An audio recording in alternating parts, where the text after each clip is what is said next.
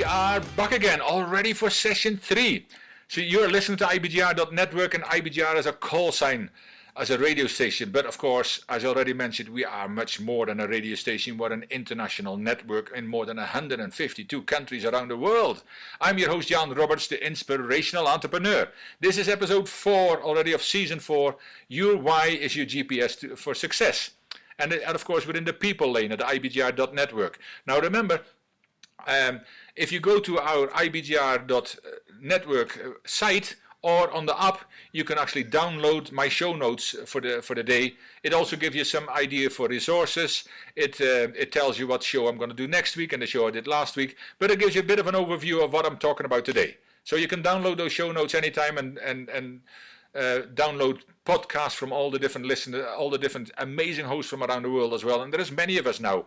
The people, entrepreneurs around the world who give information to help you, support you, and guide you so you can become more successful rather than trying to Google and try to find all this. These are people who've done a lot of stuff and willing to guide and support you. Now, I had a question just before we went on the break, and the question is there something you love or like to do so much that you would do it for free? Now that's an interesting question.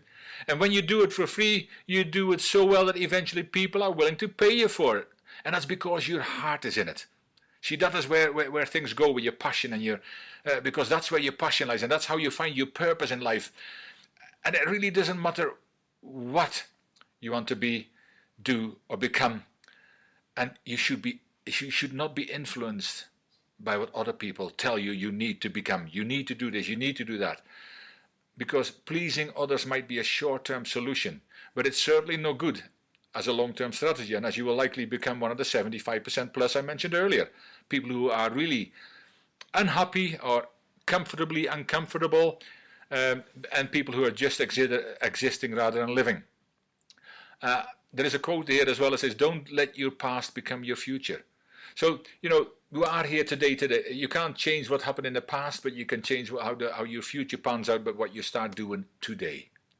So many people are living every day in the same way, that hamster wheel I'm going to talk about, then complain about how bad it all is without ever changing anything. Now, if you don't change anything, you will get changed. Somebody once said, you're either at the table or you're on the table. Think about that one. Because if you don't make the decisions, somebody else will make the decisions for you, and that's probably, it might be comfortable, but looking back, you wish you had made decisions. So don't let other people's opinion of you become your reality. See, it's another great quote to bear in mind when you're searching for your purpose, because it's your purpose. You need to live into that purpose, not your well-meaning friends, neighbors, and everybody else. And to follow this, there was another quote that really speaks into that as well. What other people think of you is none of your business. Now that might be strange, but it is none of your business.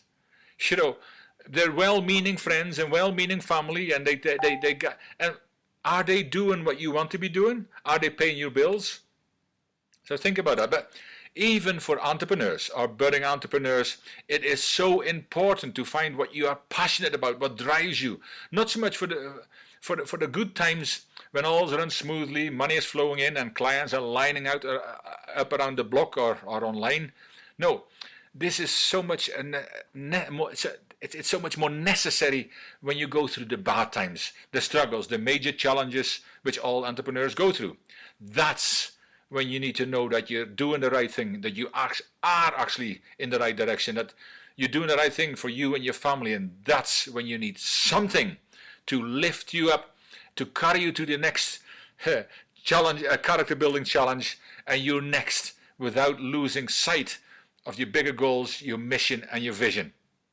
Now, by now, many, including the skeptics, might have answered that money is the driving force for getting up every morning, that money is exactly what they work for.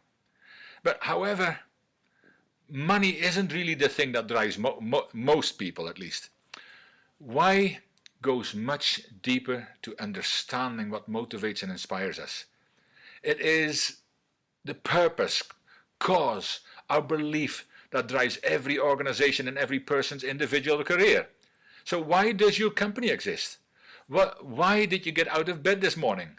And why should we care? When we meet new customers or clients, the first thing most of them tell us is what we do. Then we go and explain how we do it or how we are different.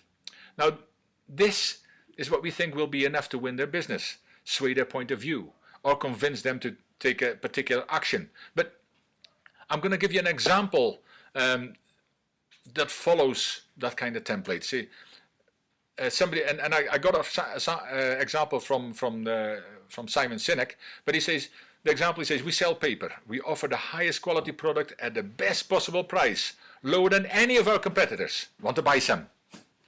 Now, very rational. It states clearly what the company does and attempts to persuade potential buyers to choose its product over others on the basis of features and benefits. We always talk about that.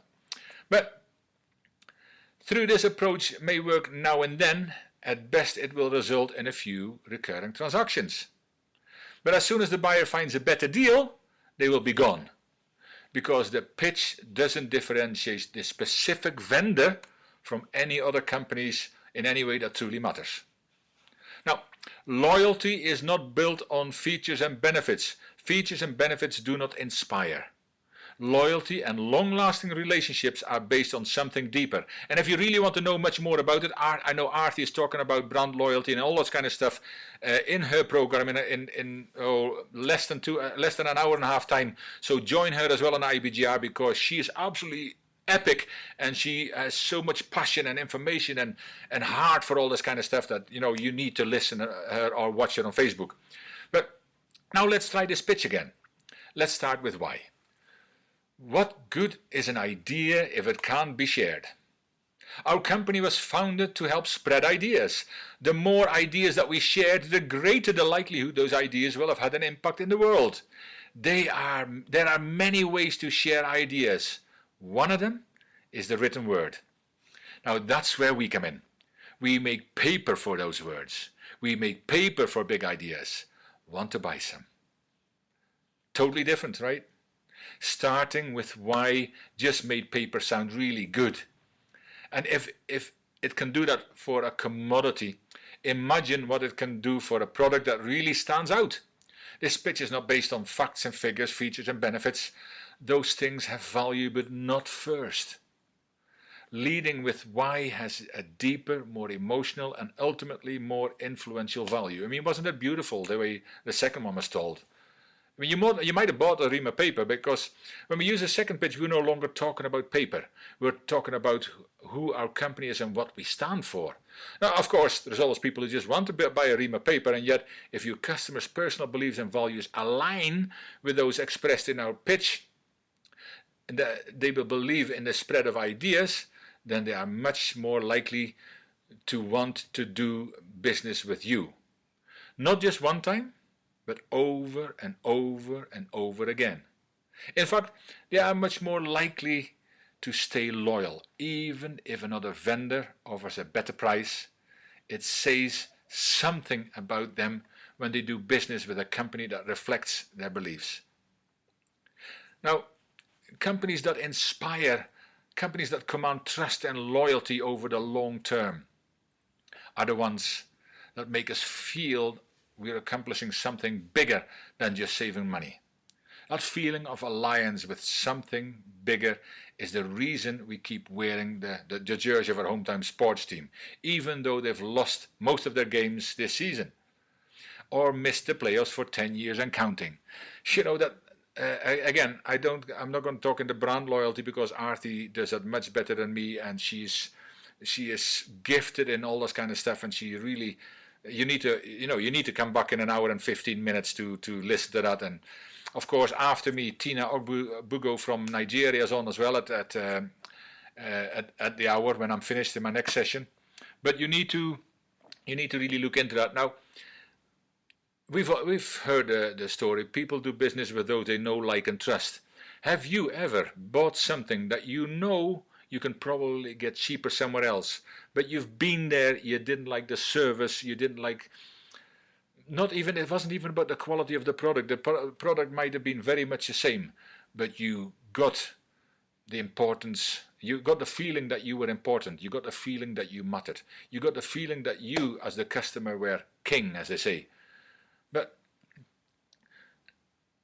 my dad, he's now 83, and I remember for so many years he's always been in business for himself, and he had a music shop. You know, when this with his round a record shop first, and for the younger people, that was these round black things, vinyl things that they play music on. They use them as frisbees now, but in fact they're coming back. The retros, the record players and records are coming back. It shows you it's never out of fashion. But that was the thing. 8-tracks were the thing. But he always said, even in the shop, you know, he who gives the best service wins. And that is so very important, because that is what keeps you getting customers to come back. But not only that, that is, I talked about it in networking as well, that if you referrals, and BNI is an amazing referral network, and Ivan Meisner, the president, the founder of BNI, he talks into that beautifully in a program which I talk about in the networking section as well. But he talks into that, you know, if you get a sale is one thing, but if these people are not recommending you to others, you haven't won their trust or their loyalty. So it is very important that you actually go into that and get that important. But before we go into the last session, we're going to take a 2 to 3 minute break. And when we return, we will talk a little bit more in the how and the what, give you some pointers on your whys. But join us on all the Facebook, all the social media, Facebook, LinkedIn, Instagram, and Twitter at ibgi.network. But don't go away, because we'll be back very soon. Take care.